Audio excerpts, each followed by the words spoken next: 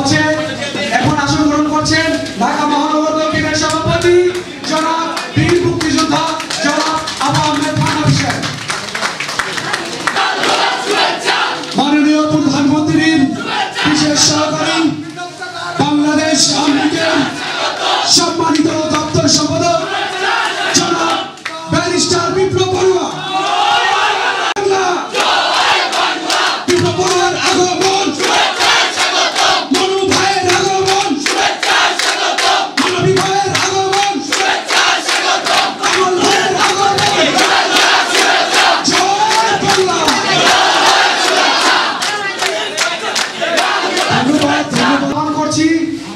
ঢাকা ৫ আসনের নবনির্বাচিত মাটি ও মানুষের নেতা বীর মুক্তিযোদ্ধা জনাব আলহাজ কাজী মনিরুল ইসলাম মুলুকে। এই পর্যায়ে উত্তরীয় পড়িয়ে দিচ্ছে এইচ.এম. ইকবাল হোসেন হৃদয়, সভাপতি বঙ্গবন্ধু সাংস্কৃতিক জোট যাত্রাবাড়ি থানা। সবাইকে বিশেষভাবে অনুরোধ করছি যার যার আসন গ্রহণ করার জন্য। করোনা পরিস্থিতিতে সবাই সামাজিক দূরত্ব বজায় রাখি, নিরাপদ যার যার স্থানে বসে সবাইকে যার যার আসন গ্রহণ করার জন্য বিশেষভাবে অনুরোধ করা যাচ্ছে। এ পর্যায়ে উত্তরীয় করে দিচ্ছে এইচ.এম. ইকবাল হোসেন হৃদয়, সভাপতি বঙ্গবন্ধু সাংস্কৃতিক জোট যাত্রাবাড়ি থানা। করোনা পরিস্থিতিতে সবাই সামাজিক দূরত্ব বজায় রাখি, নিরাপদ যার যার স্থানে বসে সবাইকে যার যার আসন গ্রহণ করার জন্য বিশেষভাবে অনুরোধ করা যাচ্ছে।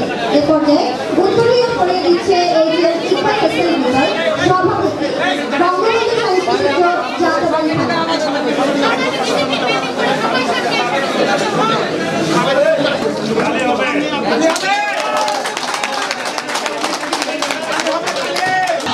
আজকের সম্মানিত প্রধান অতিথি গণপ্রজাতন্ত্রী বাংলাদেশ সরকারের মাননীয় প্রধানমন্ত্রীর বিশেষ সহকারী বাংলাদেশ আওয়ামী লীগের দপ্তর সম্পাদক জনাব ব্যারিস্টার বিপ্লব বড়ুয়া দাদা। আজকে বিজয় দিবস উপলক্ষে বঙ্গবন্ধু সাংস্কৃতিক জোট বিশেষ অনুষ্ঠানের আয়োজন করেছে। এই অনুষ্ঠানে অনেক কিছুই আছে, আলোচনা সভা, মুক্তিযোদ্ধা গুণীজন সংবর্ধনা এবং সাংস্কৃতিক সন্ধ্যা, এবং অবশ্যই আপনাদের ভোটে নির্বাচিত সংসদ সদস্য আলহাজ কাজী মনিরুল ইসলাম মুলুক সম্বর্ধনার সুযোগ। আমি অনুষ্ঠানের শুরুতে বঙ্গবন্ধু সাংস্কৃতিক জোটের অরুণ সরকার রানাকে আমি ধন্যবাদ এবং কৃতজ্ঞতা জানাবো। আমি অনেকদিন ধরে লক্ষ্য করি বাঙালির দীর্ঘ গণতান্ত্রিক আন্দোলনে অনেকগুলো দিন আমাদের কাছে অত্যন্ত তাৎপর্যপূর্ণ। এই বিশেষ দিবসগুলোতে বঙ্গবন্ধু সাংস্কৃতিক জোট বিভিন্ন নানা কর্মসূচির আয়োজন করে এবং কয়েকবার আমাকে আমন্ত্রণ জানিয়েছে। আমি মনে করি আমাদের এই যে বিস্মৃতি প্রবণ ভুলে যাওয়া এই জাতির সামনে বারবার দিবসগুলোকে নতুন করে আবার নিয়ে আসে বঙ্গবন্ধু সাংস্কৃতিক জোট। আমি অরুণ সরকার আমাকে ধন্যবাদ ও কৃতজ্ঞতা জানাবো। এই অনুষ্ঠান তিনি শুধু জাতীয় প্রেস ক্লাবে করেন না, এবং দুনিয়া কলেজের মতো একটি প্রত্যন্ত এলাকায়ও এই অনুষ্ঠানের আয়োজন আপনারা করেছেন। আজকের অনুষ্ঠানের সভাপতি কলেজের প্রিন্সিপাল অধ্যাপক সায়রা বেগম শিলিমালা, অনুষ্ঠানে উপস্থিত যিনি আমার পিতৃতুল্য ঢাকা মহানগর আওয়ামী লীগ দক্ষিণের সভাপতি বীর মুক্তিযোদ্ধা আলহাজ আবু আহমেদ ফানাবি, যাকে আমি চাচা বলে রাখি। এখানে উপস্থিত এই এলাকার সংসদ সদস্য বীর মুক্তিযোদ্ধা আলহাজ মনিরুল ইসলাম মুলুক ভাই, বাংলাদেশ আওয়ামী লীগ ঢাকা মহানগর দক্ষিণের যুগ্ম সাধারণ সম্পাদক আমার অগ্রজ প্রতিম কাজী মোর্শেদ হোসেন কামাল, দপ্তর সম্পাদক রিয়াজউদ্দিন, সেখানে উপস্থিত আছেন অ্যাডভোকেট সালাউদ্দিন ইস্কান্দার এবং লায়ন সেলিম আজিজ এবং যাত্রাবাড়ি সাংস্কৃতিক জোটের সভাপতি এসএম ইকবাল হাসান হৃদয় সহ এখানে উপস্থিত আওয়ামী লীগ, ছাত্রলীগ, যুবলীগ এবং সাংস্কৃতিক জোটের সবাইকে আমার পক্ষ থেকে এবং আমাদের সংগঠন বাংলাদেশ আওয়ামী লীগ এবং মাননীয় প্রধানমন্ত্রী বঙ্গবন্ধু কন্যা শেখ হাসিনার পক্ষ থেকে বিজয় দিবসের অভিবাদন জানাই, শুভেচ্ছা জানাই। আমি খুব সংক্ষেপে আমার বক্তব্য শেষ করব। এখানে দুজন মুক্তিযোদ্ধা আমাদের সাথে আছেন, একজন বক্তব্য রেখেছেন, আরেকজন বক্তব্য রাখবেন। এখানে যারা এই মঞ্চে আমি সহ যারা সামনে এবং মঞ্চে যারা উপস্থিত আছেন, অনেকের সৌভাগ্য হয়নি কিংবা অনেকের সে সুযোগ হয়নি যে স্বাধীন বাংলাদেশের মুক্তিযুদ্ধ প্রত্যক্ষ করা। আমরা অনেকেই জাতির পিতা বঙ্গবন্ধু শেখ মুজিবুর রহমানকে আমরা দেখিনি, কিন্তু আজকে আমরা এমন একটি গর্বিত দেশের নাগরিক, যে দেশ একটি রক্তক্ষয়ী মুক্তিযুদ্ধের মাধ্যমে স্বাধীন হয়েছিল এবং সেই মুক্তিযুদ্ধের মহানায়ক ছিলেন বাঙালি জাতির পিতা বঙ্গবন্ধু শেখ মুজিবুর রহমান। এবং সেদিন সেই যুদ্ধে মান্নাবী চাচার মতো মনোবের মতো মানুষরা, অবশ্যই তারা তখন আজকের মতো, তারা তখন বয়স তাদের ছিল না, তারা অনেক তরুণ ছিলেন, যৌবনে তারা সেদিন জীবনকে বাজি রেখে তারা এই প্রিয় মাতৃভূমিকে স্বাধীন করার জন্য অস্ত্র ধারণ করেছিলেন। সেই যুদ্ধে আমরা 30 লক্ষ শহীদকে হারিয়েছি, আমাদের 2.5 লক্ষ আমাদের মা বোন, তাদের আব্রু সম্ভ্রম তারা সেদিন ত্যাগ করেছিলেন। আজকে এই জিনিসগুলো আমি মনে করি নতুন প্রজন্মের কাছে কিংবা যে ছাত্রলীগের ভাইটি আমাকে ফুল দিল, আমি মনে করি তাদের বিষয়গুলো তাদের জানা দরকার, শিক্ষা গ্রহণ করা দরকার। এটা অত্যন্ত পরিতাপের বিষয়। আজকে স্বাধীন বাংলাদেশের বয়স 50 বছর। অনেক মুক্তিযোদ্ধা বিদায় নিয়েছে এবং এমন একদিন বাংলাদেশ আসবে তখন অনেক কোন মুক্তিযোদ্ধা হয়তো বেঁচে থাকবে না, কিন্তু বাংলাদেশ থাকবে এবং সেই বাংলাদেশের একজন নাগরিক হিসাবে আমার দায়িত্ববোধ কি, আমার কর্তব্যবোধ কি, একটি স্বাধীন দেশের নাগরিক হিসাবে যে রাষ্ট্রের স্বাধীনতা এসেছে একটি ধারাবাহিক সংগ্রামের মধ্য দিয়ে, একটি রক্তক্ষয়ী যুদ্ধের মধ্য দিয়ে, কত বড় আত্মত্যাগ একটা জাতি করেছিল, এই জিনিসটা যদি আমাদের হৃদয়ে, চেতনায়, মননে যদি অনুধাবন না করি, উপলব্ধি না করি, তাহলে স্বাধীন দেশের নাগরিক হিসাবে আমার কি করণীয়, আমার দায়িত্ববোধ কি, কর্তব্যবোধ কি, সেটা যথাযথভাবে আমরা পালন করতে পারবো না। আমি মনে করি এই ধরনের অনুষ্ঠান হওয়া দরকার এবং শুধু বঙ্গবন্ধু সাংস্কৃতিক জোট নয়, আমরা যারা আজকে স্বাধীন বাংলাদেশে আওয়ামী লীগ করে কিংবা মুক্তিযুদ্ধ চেতনায় বিশ্বাস করি, আমি মনে করি আমাদের এই রাজনৈতিক শিক্ষা, এই জ্ঞান আমি মনে করি সবার সাথে বিতরণ করা দরকার। আজকে দেখেন যে কথা আমি বলছিলাম যে স্বাধীন বাংলাদেশের বয়স 50 বছর। এই 50 বছরে অত্যন্ত বেদনার বিষয়, যে ব্যক্তিটি জীবনের 14 বছর কারাগারে কাটিয়েছেন এবং মৃত্যুর ঝুঁকি নিয়ে পাকিস্তানের কারাগারে রাতের পর রাত কাটিয়েছেন, সেই স্বাধীনতার মহানায়ক বঙ্গবন্ধু শেখ মুজিবুর রহমানকে এই বাংলাদেশ প্রতিষ্ঠার মাত্র 3 বছর 7 মাসের মাথায় নির্মমভাবে হত্যা করা হয়েছে। শুধু বঙ্গবন্ধুকে হত্যা করার ঘটনাটি একজন রাজনৈতিক নেতার হত্যাকাণ্ড ছিল না, একটি স্বাধীন দেশের রাষ্ট্রপতিকে খুন করার বিষয় ছিল না। সেদিন মূলত বঙ্গবন্ধু শেখ মুজিবুর রহমানকে হত্যা করে খুনিরা সেদিন এই স্বাধীন বাংলাদেশে আমি যাদেরকে আমরা পরাজিত করেছিলাম, মান্নাবী চাচার মনোভাইরা পরাজিত করেছিল, তাদেরকে আবার পুনরায় এই দেশে ফিরিয়ে আনা, সে পাকিস্তানি প্রেতাত্মাদের ফিরিয়ে আনার ষড়যন্ত্র তারা সেদিন করেছিল। পরবর্তী রাষ্ট্র কিভাবে চলেছে দেখেন। প্রায় এই 50 বছরের বাংলাদেশে 30টি বৎসর তারা শাসন করেছে। তাদের রাষ্ট্র পরিচালনার নীতি কি ছিল? যে সংবিধান জাতির পিতা দিয়েছিলেন, যে সংবিধানের ভিত্তিতে রাষ্ট্র পরিচালনা হয় পৃথিবীর সব দেশে, জাতির পিতা যে সংবিধান দিয়েছিলেন সেই সংবিধানের মূলনীতি ছিল গণতন্ত্র, সমাজতন্ত্র, বাঙালি জাতীয়তাবাদ এবং হচ্ছে ধর্মনিরপেক্ষতা। সেদিন শুধু বঙ্গবন্ধুকে হত্যা করেনি, তারা সংবিধানকে হত্যা করেছিল। তারা সেদিন স্বাধীন বাংলাদেশের যে চেতনা, মুক্তিযুদ্ধের যে আদর্শ নীতি, তাকেও তারা হত্যা করেছিল। এবং এই 30টি বৎসর এই হত্যাকারী খুনির গোষ্ঠী এই দেশ পরিচালনা করেছে। আজকে বাংলাদেশের বিজয় দিবসের প্রাক্কালে আমরা নতুন একটা বিজয় দেখছি। তা হচ্ছে কি, আমাদের আত্মমর্যাদা, আমাদের যে মান সম্মান, আমাদের যে একটি উচ্চ স্তরে যাওয়ার যে দৃঢ় সংকল্প, সেটি করেছেন যে আবার সেই বঙ্গবন্ধুর কন্যা শেখ হাসিনা। তিনি পদ্মা ব্রিজ বাংলাদেশি টাকায় তিনি নির্মাণ করেছেন।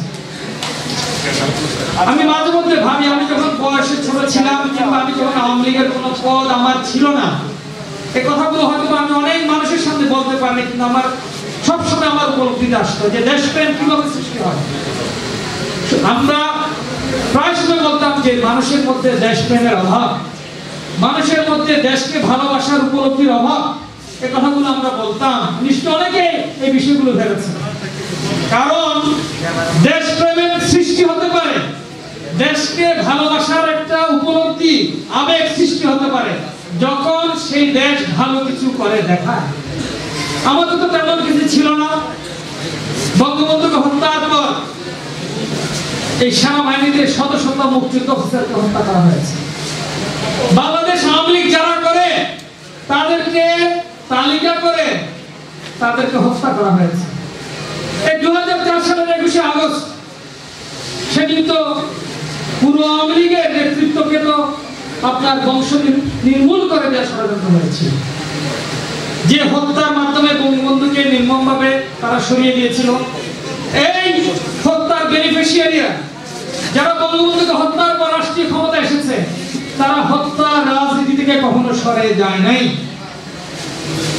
এবং আজকে অনেক অনেক প্রসঙ্গ চলে আসে। আজকে দেশপ্রেমের বিষয়ে আমি বলতে চাই, যখন দেখি আমার হতদরিদ্র রাষ্ট্র বিশ্ব সভায় বিশেষ মর্যাদার আসনে আপনার উপনীত হয়, যখন বিশ্বব্যাংক বলে যে বাংলাদেশে দুর্নীতি হয়েছে, যখন আমার নেত্রী বঙ্গবন্ধু শেখ হাসিনা বলে দুর্নীতি হয় নাই এবং তোমাদের টাকা নিব না, আমার টাকা আমি পদ্মা ব্রিজ করে দেখাবো, যখন পদ্মা ব্রিজ নির্মাণ করে দেখায়, তখন আমার মধ্যে দেশপ্রেমের সূচনা হয়। দেশপ্রেম মানে শুধু আমার সোনার বাংলা, আমি তোমায় ভালোবাসি, এটি কোনো একটি জাতীয় সঙ্গীত শুধু নয়। দেশপ্রেমের জন্য জাতির সামনে, জাতির যারা নতুন নাগরিক তাদের সামনে একটি উদাহরণ, নজির স্থাপন করতে হয়, যেটি শেখ হাসিনা করেছে। আজকে আমি পরিশেষে বলতে চাই, আজকে যে শেখ হাসিনা যে সংগ্রামে নেতৃত্ব দিচ্ছেন, কিংবা এখানে মনুভাই, কিংবা হচ্ছে ঢাকা মহানগরের মান্নাবি চাচা, কিংবা ক্ষুদ্র কর্মী হিসাবে আমি, কামাল ভাই, কিংবা হচ্ছে রিয়াজ, কিংবা আপনারা সকলে মিলে রানা ভাই, এই সংগ্রাম শুধু শেখ হাসিনার কারণ নয়। এই সংগ্রাম, এই যুদ্ধ শুধু আমাদের নয়, যারা আওয়ামী লীগ করে তারা নয়, যারা বাংলাদেশকে ভালোবাসে তাদের সকলের সংগ্রাম, যারা মুক্তিযুদ্ধকে ভালোবাসে তাদের সকলের সংগ্রাম। আমাদের সংগ্রাম কিন্তু অনেক ব্যাপক। আজকে দেখতে পাই স্বাধীনতার 50 বছর পরেও আমরা রাষ্ট্রীয় ক্ষমতায়, আমাদেরকে তারা দৃষ্টতা দেখায় বঙ্গবন্ধুকে চ্যালেঞ্জ করা। কিসের ভিত্তিতে? ধর্ম ভিত্তিক পাকিস্তানকে আমরা পরাজিত করে জাতি, ধর্ম, বর্ণ নির্বিশেষে এই দেশের সকল নাগরিকের জন্য এই বাংলাদেশ সৃষ্টি হয়েছিল। এই জায়গা থেকে কোনোভাবেই আমরা সরে যাব না। অনেক ষড়যন্ত্র হয়েছে, আমাদের মহান নেতাকে নির্মমভাবে হত্যা করা হয়েছে, এবং এই পিতার দেশে কন্যা শেখ হাসিনা থাকতে পারে নাই, নির্বাসনে ছিল, তিনি ফিরে এসেছেন, তিনি 22 বার মৃত্যুকে মোকাবেলা করে তিনি আজকে বাংলাদেশের মানুষকে একটি নিরাপদ বাংলাদেশ রেখে যাওয়ার জন্য তিনি আজকে সংগ্রাম করে যাচ্ছেন। এই যুদ্ধে আমাদের সবাইকে শেখ হাসিনার সাথে থাকতে হবে, না হলে বাংলাদেশ বিপন্ন হবে, এই বাংলাদেশের অস্তিত্ব বিপন্ন হবে। এই জিনিসগুলো আমাদের সাধারণ মানুষকে বোঝাতে হবে। আমি পরিশেষে বলতে চাই, আপনারা এখানে মনোবেগে সম্বর্ধনা দিচ্ছেন। এখানে আমাদের হাবিবুর রহমান মোল্লা সাহেব ছিলেন, আমি তার স্মৃতির প্রতি গভীর শ্রদ্ধা নিবেদন করি। তিনি এলাকায় 4বার এমপি হয়েছেন এবং দুঃসময়ে এখানে এমপি হয়েছেন। আপনারা তার জায়গায় মনোবাইকে গত 17 অক্টোবর নির্বাচনে ভোট দিয়ে আপনারা এখানে জয়লাভ করেছেন এবং তাকে এমপি করেছেন। মনোবাই কোনো ভুইফুর রাজনীতিবিদ নয়, মানবী চাচা কোনো ভুইফুর রাজনীতিবিদ নয়। এই বাংলাদেশ সৃষ্টির পেছনে তাদের ভূমিকা আছে।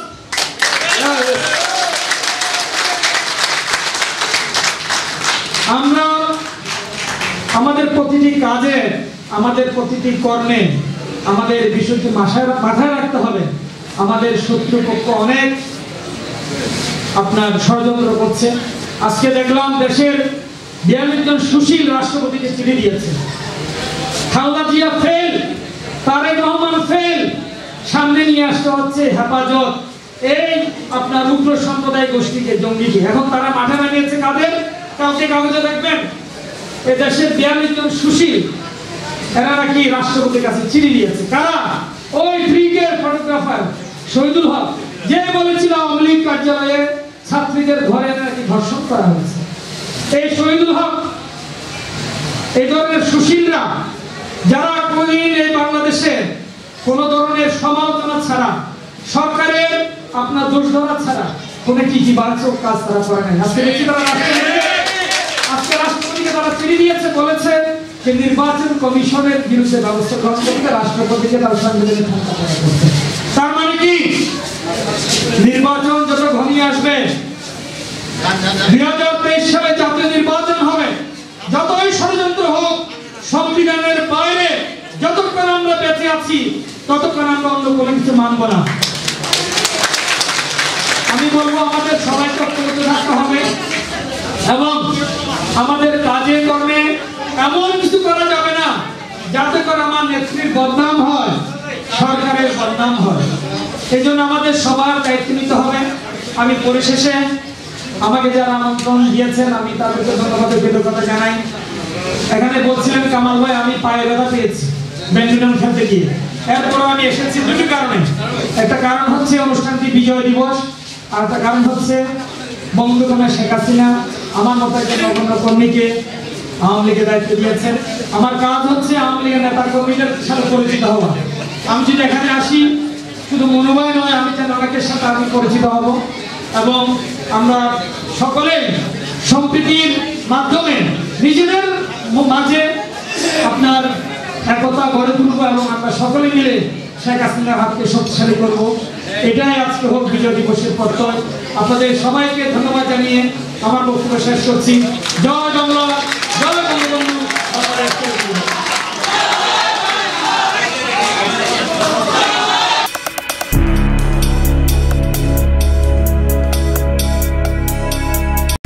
এসে গেল রিয়েল হ্যান্ড ওয়াশ। করোনা ভাইরাসের মতো প্রাণঘাতী জীবাণু যতই শক্তিশালী হোক না কেন, রিয়েল মাত্র 20 সেকেন্ডে আপনাকে করবে সুরক্ষিত ও নিরাপদ। সুবাসিত রিয়েল হ্যান্ড ওয়াশে আপনার পরিবার থাকুক জীবাণুমুক্ত, বাংলাদেশ থাকুক সুরক্ষিত। রিয়েল মানে আসল সুরক্ষা, রিয়েল মানে আসল হ্যান্ড ওয়াশ, একটি ন্যাশনাল কনজিউমার পণ্য। রিয়েল পাওয়ার ভাই ডিটারজেন্ট পাউডার ফুলের সৌরভ আর লেবুর শক্তিতে আপনার কাপড়কে করবে সাধারণ পাউডারের চেয়ে আরো 2 গুণ বেশি সাদা। রিয়েল পাওয়ার হোয়াইট মানে আসল রিয়েল পাওয়ার হোয়াইট আমার ভালোবাসা। Real power white detergent powder.